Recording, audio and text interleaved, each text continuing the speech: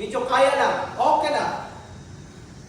Pero pag-uusapan po yung kaluluwa, ito po'y mabigat na usapin, seryosong usapin. At ito'y dapat maging makatotohanan ang bawat isa sa atin. Love the Lord our God with all our soul. Meron pong tanong, how can we love God with all our soul? Sa anong paraan na mahalin po natin ng Diyos ng buong kaluluwa? Paano po natin siya mahalin with all our soul? Ito daw po ay napakalaking tanong na kinakailangan po nating malaman ang sagot.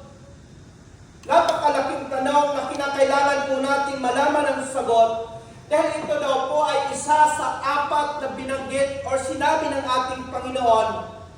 Number one is love the Lord our God with all our heart, with all our soul, and with all our mind and strength. Isa po ito sa apat na sinasabi ng ating Panginoon that we need to do to love God completely. In the book of Luke, makikita po natin, sabi po dito, He answered, love the Lord your God with all your heart and with all your soul and with all your strength and with all your mind. Yung po yung isa sa dakilang kautusan, a greatest commandment. We love the Lord our God with all our soul. Sa pamamagitan, sa anong paraan? By living a life of faithfulness. Living a life na mayroon pong katapatan. Ang katapatan po na sinasabi po dito, it is the bottom line. Ibig sabihin, anumang larangan na atin pong sa buhay po natin, whether it is family, trabaho, at ministry, dapat po daw natin itong gampanan ng buong katapatan. Ibig sabihin, yung faithfulness na sinasabi po dito, it is the bottom line sa buhay ng bawat isa sa atin bilang tao at bilang mananampalataya. Love the Lord our God with all our heart has to do with affection. Ibig sabihin po dito, doon sa atin pong feelings, doon sa nararamdaman po natin, doon sa atin pong passion. While loving the Lord with all our soul has to do with our devotion, has to do with our dedication sa Kanya. Paano po tayo nagiging dedicated? Paano ho ba natin pinagsikapan na mabigyan ng kagalakan ng Diyos? Paano po ba natin pinagsikapan na ang Diyos ay mabigyan ng kaluwalhatian, matutuwa sa buhay ng bawat isa sa atin? Matutuwa sa performance po natin as believers. And that's our devotion. Yun yung atin pong dedication sa ating Panginoon. Kung tingnan po natin sa dalawa, malaki yung kanilang pong pinagkaiba. Yung una is only our passion, it's only yung damdamin po natin, yung feelings po natin, yung pagmamahal. Pero sa pangalawa, ito po ay napakabigat. It is our devotion, yung dedication po natin sa Panginoon. What does soul mean? Ano bang ibig sabihin sa atin ng kaluluwa? Alam mo ba natin yun? Meron pong naminiwala na dalawa lang ang composition ng tao. It is spirit and body.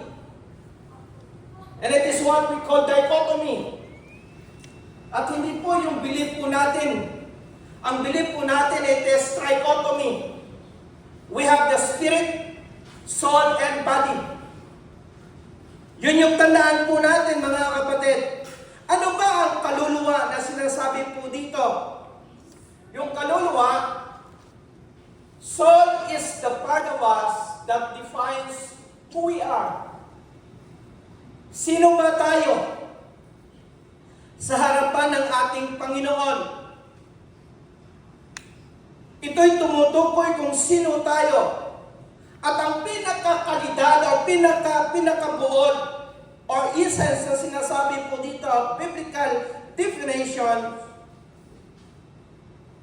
ang kaluluwa. Ibig sabihin po dito, buhay. It is life. Soul is life. Pangalawa, ito po'y personalidad.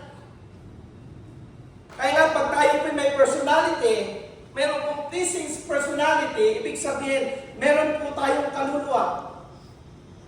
Kaya masabi po natin mga anak ng Diyos, mga gwapo at mga magaganda, it is because may kaluluwa po tayo. We have personality. At pangatlo, it is an inner self. Yung kinailaliman, yung ating pong loob. At last, yung ating pagkakilanlan. Meron po tayong pagkakilanlan, it is because meron po tayong kaluluwa. Ibig sabihin, wala pong pagkakilanlan yung tao kung wala po tayong kaluluwa. It means that we have soul. Because we have life, personality, inner self, and identity. Na kung saan dito makikita po natin our decisions, our choices, yung pagpipili po natin that ultimately decide our lifestyle and behavior. Lifestyle and behavior dahil sa kaluluwa, because it is part ng sino at anong tayo bilang tao. To love the Lord with all our soul means meron pong tatlo is to love Him in a way we live. To love the Lord, mahalin nung atin pong iniibig ang Diyos ng buong kaluluwa. Ibig sabihin po daw dito is to love Him in the way we live. Paano po ba tayo namuhay as Christians, as believers? Is it proper yung pamumuhay po natin? Wala kayong comment yung iba sa pinapakita po natin, sa pinamumuhay po natin as believers and as Christians.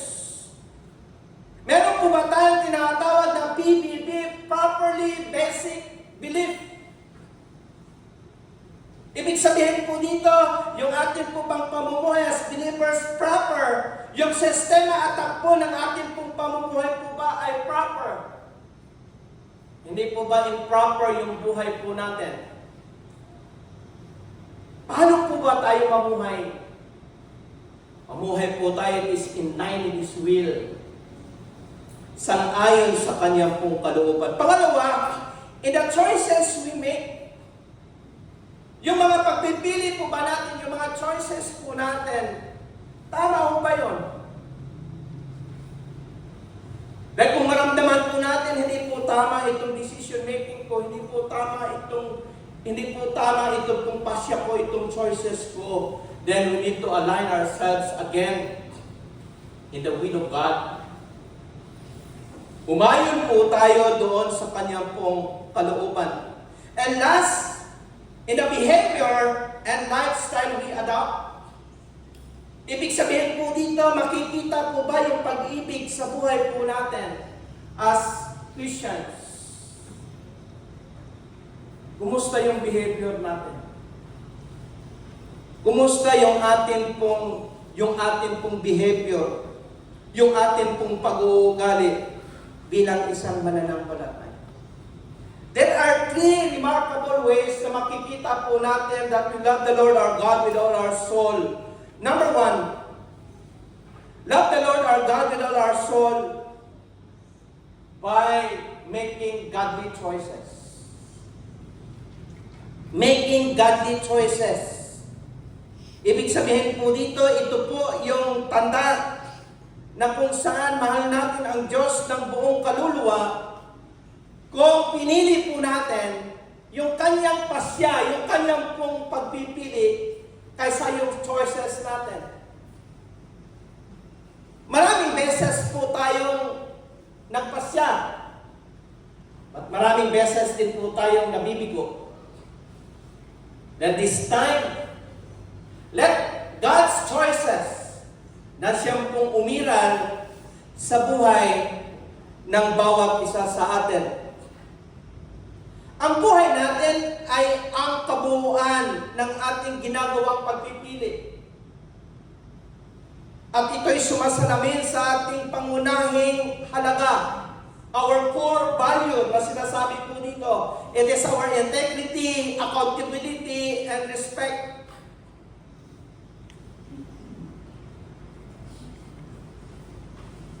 Yun yung choice na gusto ng Diyos na dapat pong maghari at umiral sa buhay po natin. It is not our choice, but His choice. Para maprotektahan yung ating integrity as believers, yung ating accountability and respect. Bilang tao at bilang mananampalataya. Sabi po dito, the choice now is ours. Sa atin. Either piliin po natin yung choices ni Lord to protect our integrity, to protect our accountability and respect, then nasa sa atin yung choice. We have freedom to choose. But the Lord urges everyone na mamanhik. Piliin po natin yung choices. Piliin po natin yung kanyang pong choices sa buhay po natin dahil siya ang nakakaalam sa buhay ng bawat isa sa atin. Kung tanawin po natin yung ating pong sarili in regard of choices, every choice natin yun eh. Unang tanong, pagtanungin natin ang ating sarili, how do I spend my money? Siyempre, choice mo yun, sa'yo yun eh. Paano natin i-spend yung ating pong pera? Pera ko to, sarili ko to, akin to. Then you have choice. Pwede mo ipunin. Para sa panahon na medyo gipit, meron kang madudukot. Meron kang makukuhanan. How do I do with my time? Sa atin pong panahon, ano bang gawin ko? Ito bang time na ito ay gamitin ho ba natin ito wisely? Or hindi? Nasa sa atin yung choice. Pangalawang tanong sa atin pong sarili, what do I do for entertainment? Para ma-entertain ako, ano bang gawin ko? Punta ba ako ng concert ng Talent Shakers, ng Hillsong? Manood ba ng basketball, ng sports, o ano? That's your choice. And last na tanong po dito, where do I go for relaxation? Para makarelax tayo. It's your choice. Kung pumunta ka ng Mount Pulag, choice mo yun. Pumunta ka ng Baguio, choice mo yun. That's your choice. Ang lahat ng ito ay nagre-resulta sa choices natin na nagpapakita kung mahal natin ang Diyos ng buong kaluluwa. If we have that kind of choices sa buhay po natin, kung paano po natin spend yung ating pong time, yung money po natin, kung paano po tayo ma-entertain o paano po tayo mag-relax, nangangahulugan lamang na meron kang kaluluwa. Pag hindi sumagi sa isipan po natin ang mga bagay na to, brad, sis, wala kang kaluluwa. But all of us desire sa ganito pong mga event sa buhay po natin, nagpapatunay lamang po na mayroon tayong kaluluwa and we really love the Lord our God with all our soul doon sa mga choices po natin. Ito nga sinasabi ko kanina, we believe in trichotomy. Ibig sabihin, spirit, soul, and body, yung katawan po natin, hindi po yung dichotomy na dalawa lang.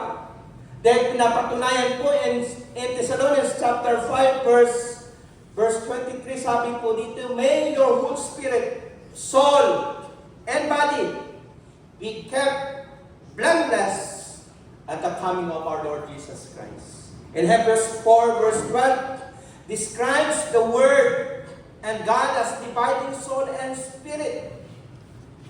Soul and spirit of joint and marrow. Yung joint and marrow, it is body. It is our body. And in Genesis chapter 2 verse 7 describes God's forming man from dust. Yung dust na sinasabi po dito, it is our body, and breathing life, hiningahan po siya, it is the spirit into him, making him a living soul. Kaya yung tao, meron pong spirit, meron pong kaluluwa, at meron pong katawan.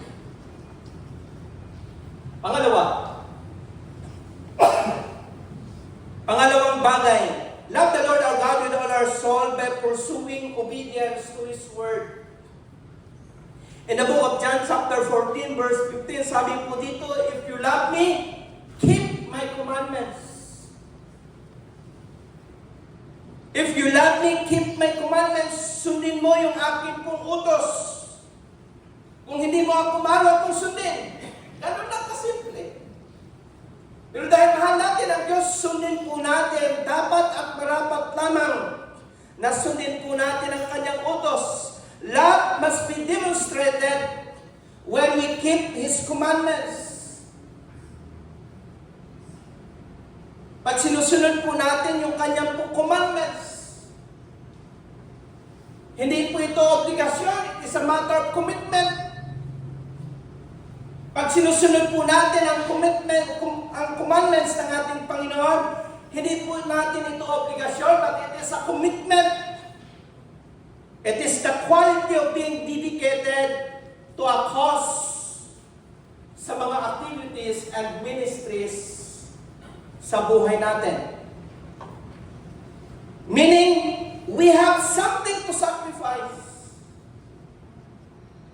Kung tayo po'y nag-commit, dahil ito po ay commitment sa pagsunod sa ating pong Panginoon and obeying His command, it is a matter of commitment, then we have something to sacrifice. Anong isa-sacrifice po natin? It is our time and it is our effort. Isa-sacrifice po natin in saying, Lord, not my will, but yours.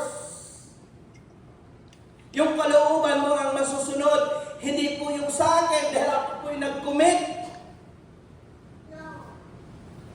But sometimes, pag mahirap, ayaw natin. Gusto natin yung hindi ko tayo mahirapan.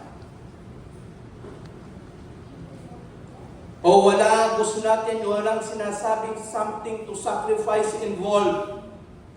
Kung magkagayon mga kapatid, hindi po yun commitment. Hindi po yun commitment. Kung ayaw natin mag-sacrifice, huwag tayo mag-commit. Because once we commit, kalakip yung sacrifices. It is same with our marriage life. Kaya nga sinasabi ko every time, pag ako po may kinakasal, sabi ko, pinag-isipan po po ito ng maraming beses. Ito ba ay pinag-isipan nyo ng mas malalim? Dahil wala na pong bawian ito, meron pong mga problema na darating. Hindi po pinasok nyo yung marriage life, pinasok nyo yung tahimik na buhay, hindi po gulo yung pinasok nyo. Diba? Mga young people, gulo yung pasasukin po natin when we enter marriage life. Bakit po? Kahit ulam na lang. Pag-awayan pa. Ano bang uulamin ngayon? Pag-awayan, paggulo nga. Kaya pag-isipan po natin ng mas maraming beses, it is a matter of commitment. Meron pong mga sacrifices sa buhay po natin, it is sa ating pong paglilingkod sa Panginoon. Remember, there is no glory without sacrifice, and there is no sacrifice without glory. Kasama po yon mga kapatid. Ayaw natin mag-sacrifice sa kunting panahon at effort para sa ating pong Panginoon. Ayaw natin mag-sacrifice. Pangalawa, it is a matter of agreement or pledge to do something. We remember Jephthah. Kilala niyo si Jephthah? Si Jephthah isang warrior, isang sundalo. Pangako niya, panata niya, napunto ko na po ito sa inyo. Panata niya sa Panginoon, sabi niya, Lord, kung magtagumpay kami sa labanan, pag-uwi ko, kung sino pong unang lalabas sa aking pong tahanan, ihahandog ko sa iyo at susunugin ko at ihahandog sa iyo. Nanalo sila. Nanalo sila Jephthah together with his army. Pag-uwi niya, yung kaisa-isang anak niya na babae sumalubong sa kanya, unang lumabas sa kanilang tahanan.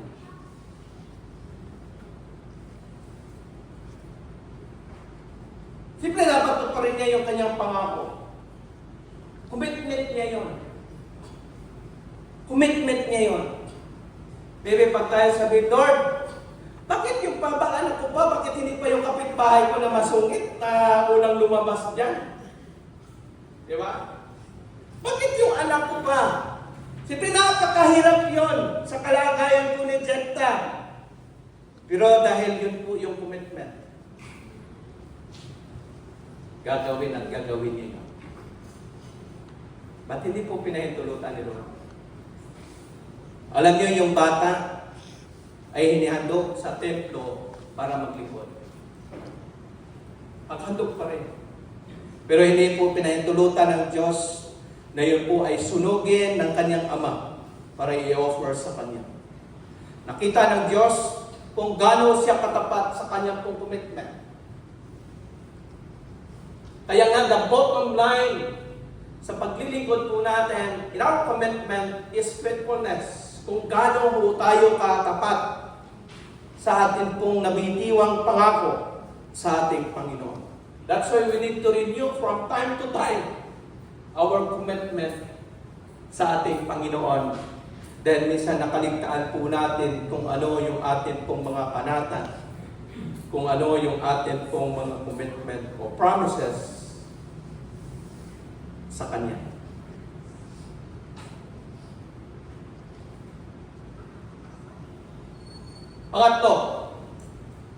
Pangatlong bagay, love the Lord our God with all our soul by pursuing a life of humility in attitudes and speech.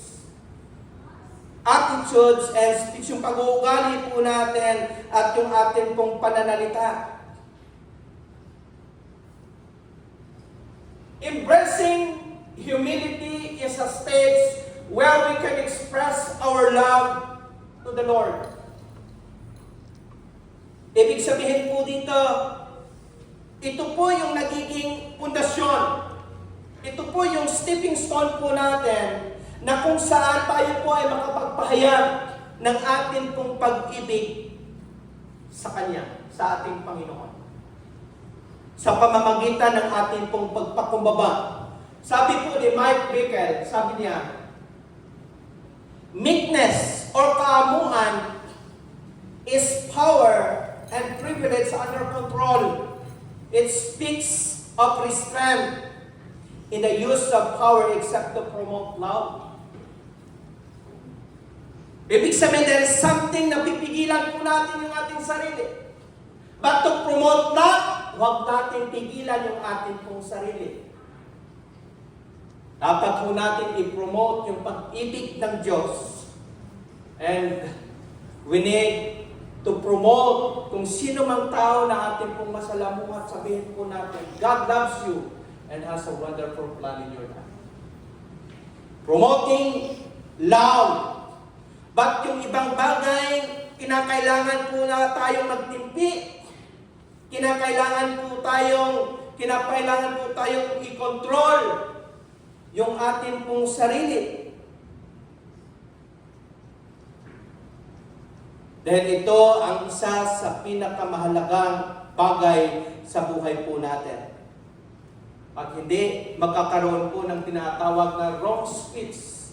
And wrong speech will ultimately affect our spiritual life. Affected yung ating pong spiritual na buhay. Pag mali yung ating pong sinasabi. At unang matatamaan po dito, it is our integrity.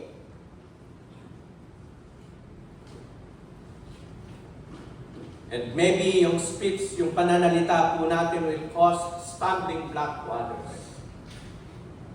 Ma-discourage yung iba sa buhay po natin. At baka may mga approach po tayo sometimes masakit, pero sa atin wala yun. Dapat po daw natin bantayan yung mga bagay. When affections, yung ating nararamdaman, yung passion po natin, o yung pagmamahal, are captured, then choices become God-centered, and a lifestyle of humility and godliness is born. Maisilang yung ating pong pagkamaka-Diyos at yung ating pagpakumbaba. Kung gagawin po natin, makaptured o makuha yung ating nararamdaman, yung tunay na nararamdaman, yung tunay na pagmamahal po natin sa Diyos. Yun po yung magsilbing sentro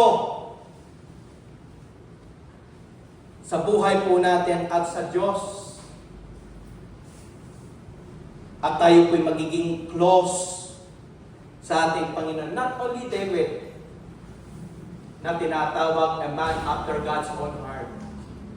Even we, pag tayo po ay magbalik loob, manumbalik sa paanan ng Diyos, at dalhin po natin itong tunay na pagmamahal sa Kanya.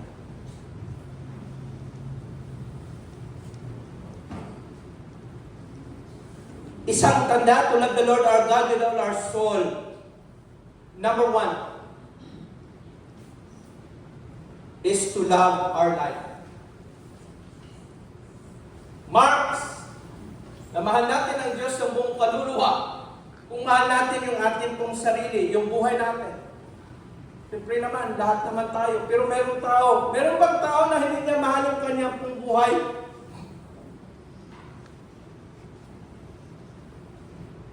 Meron bang tao na hindi niya mahal yung kanyang pong buhay? Baka meron.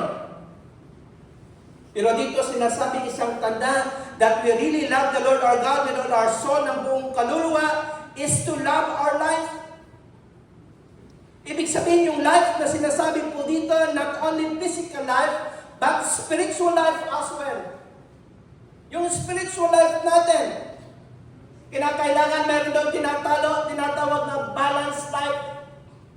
Balansyado. Both physical and spiritual.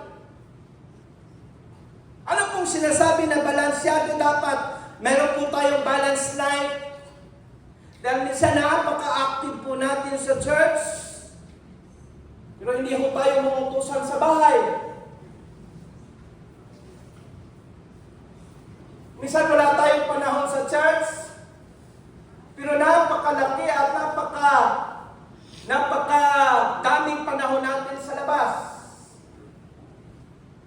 Kailangan balance daw. Meron pong balance. Kinakailangan ng balansyado.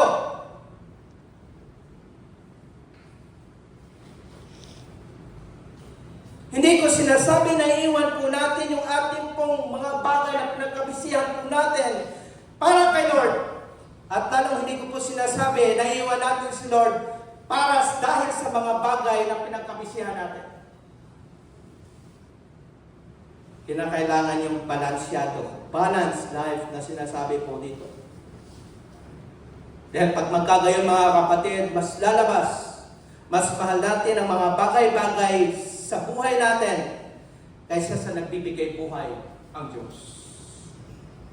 Kung mas may panahon tayo sa labas. Seek ye first the kingdom of God and His righteousness and all those things, ibibigay ng Diyos sa atin. Magtiwala lang po tayo mga kapatid. Pangalawa, we can appreciate the life the Lord has given us. Napuri po ba natin si Lord? Lord, salamat sa buhay.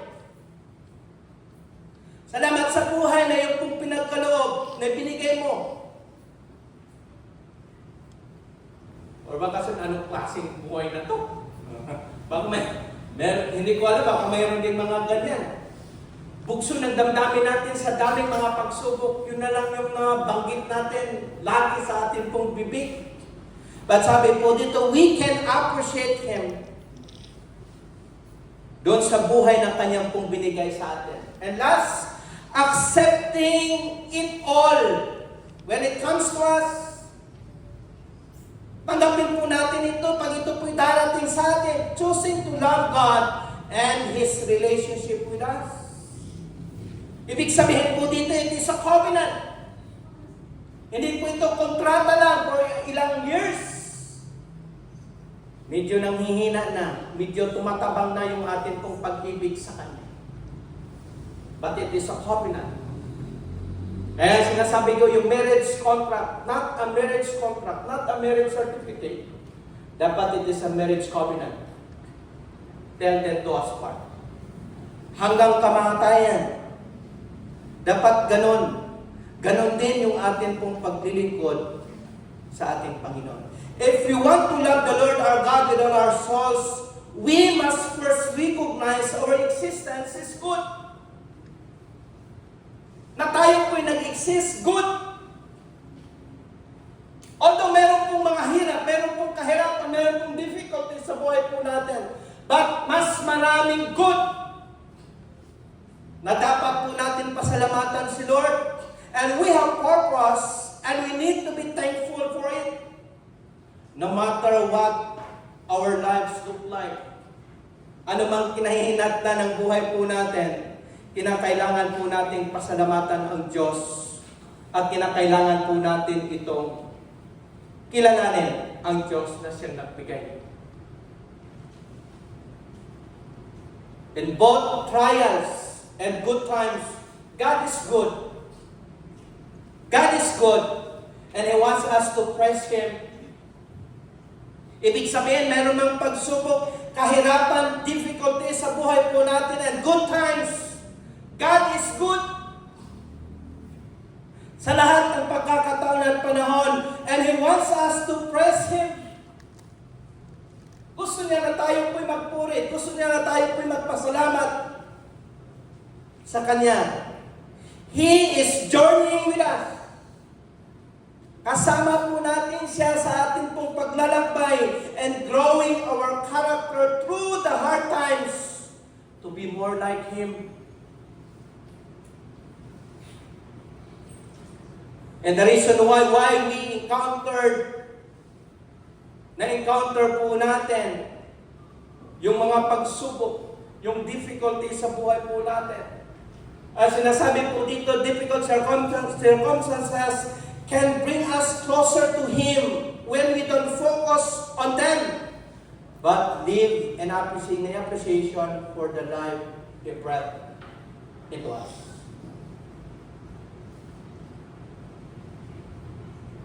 At may mga pagsubok, pasalamatan natin ang Diyos. Pasalamatan po natin siya mga kapatid. Dahil yung pagsubok ay siyang huhulma sa atin. Huhubog sa atin na maging matibay na bilang tao, bilang mananampalataya. The reason why we encounter difficulties, because yung way na tayo po ay dalhin, maging malapit sa atin pong Panginoon. Sana hindi ho natin ma-misinterpret. Sana hindi natin masabi, Lord, hindi mo ako mahal, hindi mo ako, wala kang malasakit. Hindi mo ako inalagaan. Daming mga pagsubok. Sana raw hindi ho natin ma-misinterpret ito, why we undergo trials. Ano pa man yung mga pagsubok o mga mangyayari sa buhay po natin, siya pa rin yung sentro sa ating buhay. Still, He is the center of our lives. That gives us freedom.